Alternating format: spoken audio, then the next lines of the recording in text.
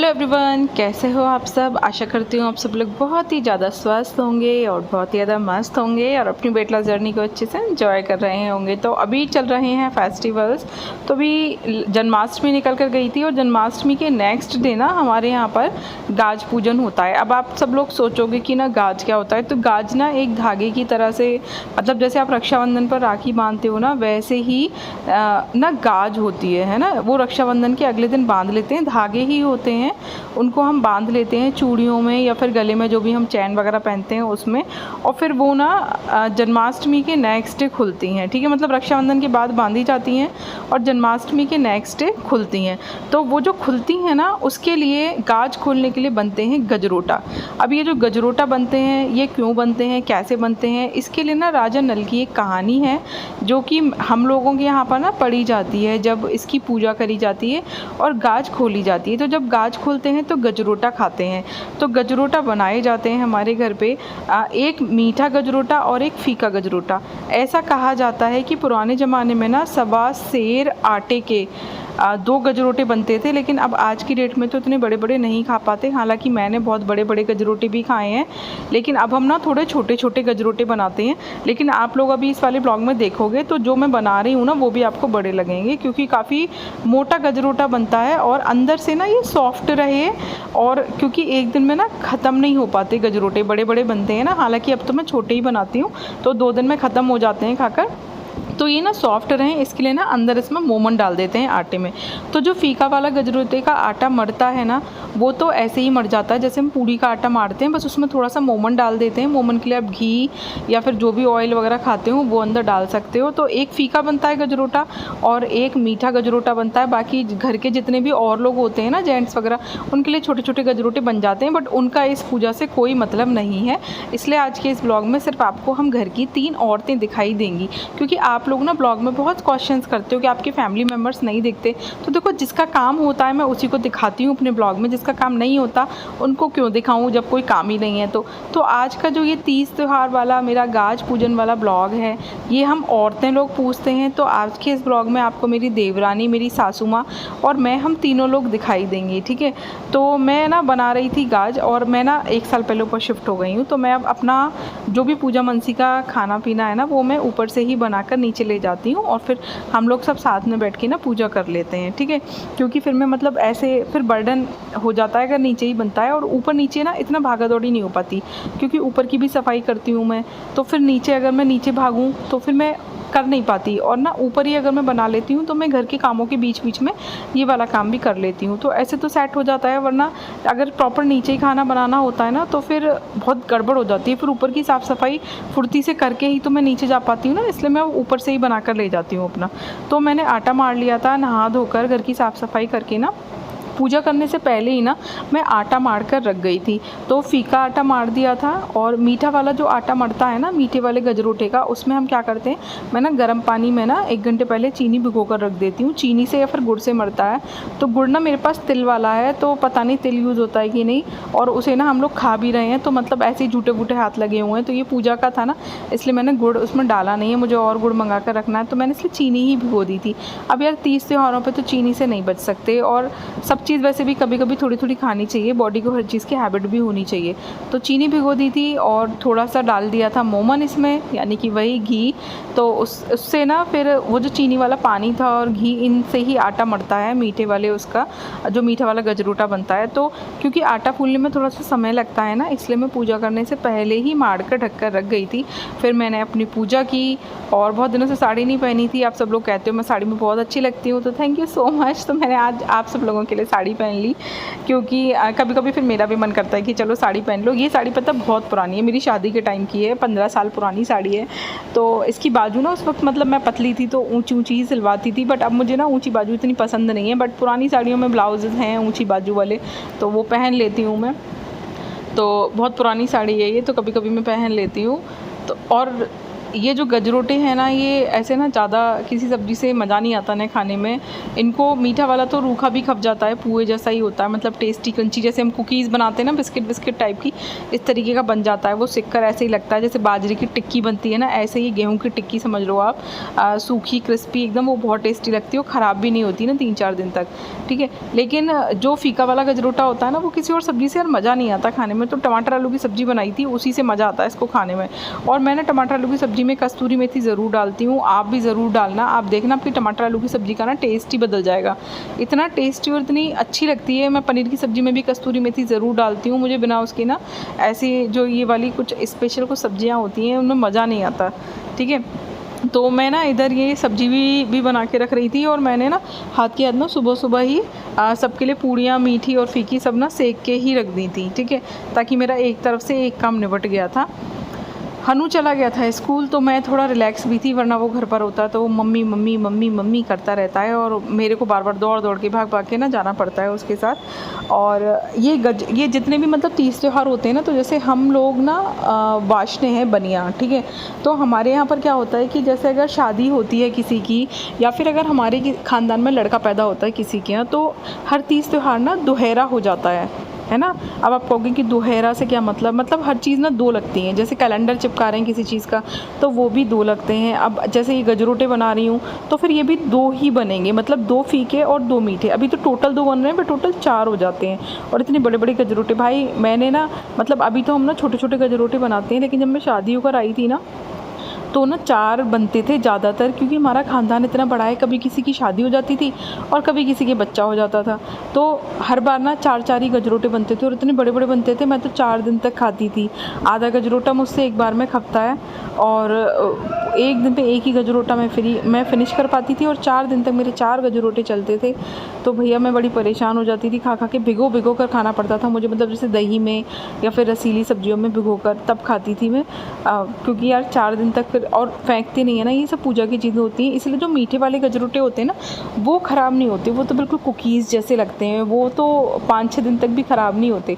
तो मैं पहले फीका वाला ही गजरोटा फिनिश करती हूँ अपना, उसके बाद फिर मीठा तो ख़त्म होता रहता है। लेकिन अब तो हम छोटे गजरोटे बनाते हैं ना, तो 2 दिन में ख़त्म हो जाते हैं, और एक ही होता है तो 2 दिन में, फिर भी यार 2 दिन तो लग ही जाते हैं। थोड़ा बहुत तो और भी चीज़ें खाने की हो जाती है ना, जैसे किसी के लिए कुछ नाश्ता वगैरह बनाया, तो वो भी खा लेते हैं हम लोग कभी कभी, तो इस तरीके से ना टाइम लग जाता है फिनिश करने में। आप लोगों के यहाँ पर गाज पूजन होता है क्या? अगर नहीं होता तो फिर क्या होता है, मतलब कोई और पूजा होती हो? क्योंकि देखो हर जगह पर ना, मतलब हमारे देश की संस्कृति ऐसी है कि रीति रिवाज और त्यौहार तो हर धर्म में होते हैं, लेकिन प्रदेश के अकॉर्डिंग, भाषा के अकॉर्डिंग और जगह के अकॉर्डिंग ना ये चीज़ें अलग अलग तरीके से होती हैं, ठीक है। जैसे हमारे यहाँ पर तीज होती है हम बनिया लोगों में, है ना, लेकिन और जगह पर मैंने देखा है कि और भी बहुत सारे त्यौहार होते हैं जो कि तीज की तरह से होते हैं, लेकिन उसको तीज नहीं बोलते, उसको कुछ और ही बोलते हैं ना। जैसे छठ पूजा होती है, मतलब हम लोग नहीं करते छठ पूजा, हमारे यहाँ पर छठ पूजा नहीं होती, लेकिन मैं इधर की साइड देखती हूँ ना, जैसे बिहार की तरफ, झारखंड की तरफ, तो बहुत ज़्यादा प्रचलित है ना, बहुत सारे लोग करते हैं। तो इस तरीके से ही मैं आपसे मतलब पूछना चाह रही थी कि आप लोगों के यहाँ पर गाज पूजन होता है कि नहीं। और गाज पूजन के लिए ना एक बहुत ही प्रचलित कहानी है राजा नल की, कि मतलब राजा नल और रानी जो थी वो मतलब गरीब हो गए थे ऐसे, क्योंकि उन्होंने एक बार गाज का अपमान किया था। उनके यहाँ पर कोई गाज बेचने के लिए आया था और उन्होंने गाज नहीं खरीदी, तो वो गरीब हो गए, उनके ऊपर गरीबी छा गई, क्योंकि गाज माता ने उनसे सब कुछ छीन लिया। फिर उन्होंने एक जगह पर नौकर की नौकरी करी, मतलब नौकर सर्वेंट बनकर रहे। फिर वहाँ पर उन्होंने मतलब उनसे कहा, किसी नाई के घर पर रहते थे वो, कि हमको दे देना, मतलब गाज पूजेंगे, जैसे नेक्स्ट ईयर गाज आया। लेकिन उन्होंने उनसे मना कर दिया कि तुम क्या करोगी गाज पूछ कर। तो फिर उन्होंने ना ऐसी कंबल में से धागे निकाल कर और गाज बांध ली, और फिर उसके बाद उनसे बोलते हैं तेली से कि जब आप मतलब जिस दिन गाज हो तो आप मुझे पैसे के बदले ना अनाज दे देना और तेल दे देना। तो उन्होंने ऐसे ही गजरोटे बना लिए और खा लिए, और फिर उसके बाद उनके दिन फिर गए। मतलब जो इनके दोस्त थे, रिश्तेदार थे, जिनने सबने नाता तोड़ दिया था, वो सब वापस ठीक हो गए, ये फिर से अमीर हो गए, फिर से राजा बन गए। और इसमें बीच में पासे की भी कहानी है कि वो तेली को जैसे पासे दे देते हैं और कहते हैं कि ये मेरे पासे हैं राजा नल के, इनसे आप जब भी मतलब खेलोगे, पहले चौसर का खेल खेला जाता था, तो आप हर बार ना जीतोगे। तो ऐसी कुछ कहानी है, तो वो हर बार जीतते हैं, तब उन्हें पता चलता है कि अच्छा ये राजा नल हैं। और इस तरीके से ना इसकी कहानी है पूरी गाज माता की। और फिर ऐसे बोलते हैं कि जैसे गाज माता ने मतलब उन पे कृपा करी राजा नल पे, ऐसे सब पे कृपा करना। और हमारे यहाँ पर ना क्या होता है कि आपने गजरोटे तो देखे ना कितने मोटे मोटे बनते हैं, और ये तो छोटे हैं, वरना से डबल डबल बनते हैं, बहुत बड़े बड़े बनते हैं। अब तो हम छोटे छोटे बनाते हैं क्योंकि फिर खव नहीं पाते यार, अब इतना डाइजेशन सिस्टम किसी का इतना अच्छा है नहीं, फिर गैस बनती है, एसिडिटी होती है, तो फिर नहीं खप पाते 4-4 दिन तक ये सब चीज़ें। और हमारे यहाँ पर हर तीज त्यौहार पे महावर लगाया जाता है, तो पूजा करने से पहले ही महावर लगा लेते हैं हम लोग, सब लोग। हमारे यहाँ पर ना जो घर का सबसे छोटा जना होता है वो सबसे लास्ट में महावर लगाता है, सबसे पहले सबसे बड़ा लगाता है। और हम लोग डायरेक्ट अपने पैरों में महावर नहीं लगाते, पहले किसी और के महावर लगाते हैं, तब लगाते हैं। तो अगर कोई ना हो लगाने के लिए तो आप क्या करोगे, तो आप देहरी पर एक सतिया बना दो महावर से, और फिर उसके बाद आप अपने पैरों में महावर लगा सकते हो, ठीक है। उसके बाद कहानी हमेशा मैं ही पढ़ती हूँ, कोई भी तीज त्यौहार हो, हर तीज त्यौहार की कहानी मैं ही पढ़ती हूँ। तो हम लोग क्या करते हैं, ये जो गाज पूजन होता है, इसमें जो मैंने आपको कहानी सुनाई ना, वो वाली कहानी पढ़नी होती है। गाज खोल कर ना चौकी पर चौक बनता है गंगोटी मिट्टी से, उसके ऊपर गाज खोल कर रख दी जाती हैं। समा के चावल हम लोग हाथों में लेते हैं, कहानी पढ़ते वक्त पूरी की पूरी कहानी सुन के फिर समा के चावल और गाज को ना हम लोग मिट्टी में दबा देते हैं। और ये जो गजरोटे हैं, इसके बहुत छोटे छोटे से पीस करके ना हमको बिना चबाए दही से या फिर पानी से निगलना होता है पूरी की पूरी कहानी पढ़ने के बाद। तो अब पूरी की पूरी कहानी पढ़ ली थी, उसके बाद हम लोगों ने छोटे छोटे से ना पीस लिए थे, और छींटे भी मारते हैं हम लोग। ये जो गंगोटी मिट्टी होती है ना, वैसे जैसे और तीज त्योहारों में तो हल्दी के छींटे पड़ते हैं हर मतलब किसी भी चीज़ को पूजने के लिए, लेकिन ये जो गाज पूजन होता है इसमें ना गंगोटी मिट्टी के ही छींटे मारे जाते हैं। तो गंगोटी मिट्टी को ही हाथ पे ना मतलब गीला करके उसके छींटे, फिर जल के छींटे, और समा के चावल से पूजा होती है। तो इस तरीके से कर लेते हैं भाई। पूजा करते करते मैं बीच में ही दूध वाले भैया आ गए थे, तो दूध भी लेकर आई मैं उठकर। उसके बाद फिर हम लोगों ने गाज को ना सटका जैसे मतलब लेते हैं और बोलते हैं ऐसे कि गाज लूँ किस पर, तो जैसे हम अपने उस पर बोलते हैं कि बेटों पे और पोतों पे और धन पे, इस पे उस पे, इस तरीके से 4-5 चीज़ें बोली जाती हैं। वो मेरी सासू माँ ही बोलती हैं, उन्हीं को याद है, मुझे तो याद नहीं है। बट मुझे लग रहा है एक दिन ना लिख के याद करना पड़ेगा कि क्या क्या बोलना होता है। अभी तो वो हैं तो वो याद रखती हैं, बट फिर उनके बाद मैं ही बड़ी बहू हूँ तो मुझे ही चलानी है आगे परंपराएं। तो ये सब चीज़ें मैं ज़्यादा से ज़्यादा ना त्यौहार याद रखने की कोशिश करती हूँ कि सब चीज़ें ना याद हो जाएं। तो इसको 2 बार सटकना होता है, थोड़ा मीठा गजरोटा और थोड़ा फीका गजरोटा, बहुत छोटे छोटे से पीसेस तोड़ के हाथ पे रखते हैं, उसमें दही डालते हैं, और फिर जो बोलते हैं ना कि गाज किस पर लूँ मैं, मतलब वो चीज़ बोल के फिर हम सटक लेते हैं। तो इस तरीके से ये पूजा होती है। फिर हर पूजा करने के बाद सब घर के जितने भी बड़े लोग होते हैं हम सबके पैर छूते हैं। और भैया फिर ना सुबह से कुछ नहीं खाया पिया होता, इसके लिए हमें व्रत रखना होता है। जब तक पूजा नहीं हो जाती, भले ही आपको दोपहर हो जाए, तब तक आप कुछ नहीं खाते। तो सुबह से चाय भी नहीं पी थी, तो पूजा करके फिर चाय पी, और तब तक ये लोग भी आ गए थे सब स्कूल से, हनु भी आ गया था। तो उसके बाद फिर चाय पी के तभी दोपहर को ही मैंने ना लंच किया था, सीधे लंच ही हो गया था। आज तो ब्रेकफास्ट गोली हो गया था। अब भैया तीज त्यौहार पे ना नहीं हो पाता, क्योंकि तीज त्यौहार पे अगर आप ये सोचोगे कि वेट लॉस की प्लानिंग जो है वो चल ले, तो वो चल नहीं पाती, क्योंकि घर में तीज त्यौहार की तैयारी भी करनी होती है, फिर उसमें अपनी प्लानिंग सब गुड़ गोबर हो जाती है।